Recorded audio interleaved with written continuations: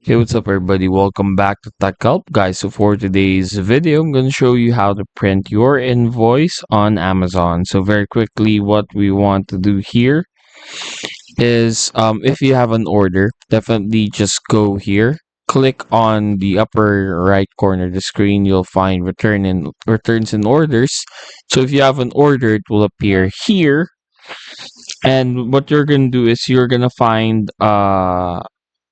select invoice. You're gonna find an order number, so you're just gonna have to select invoice underneath the order number, and then select print this page for your records on top of the order summary, and then that's it.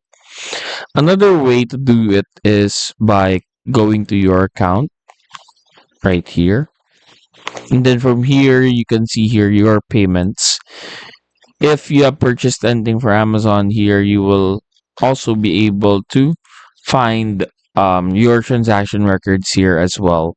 So here you can also view your invoice, and here in your orders you can download invoice, and that's it.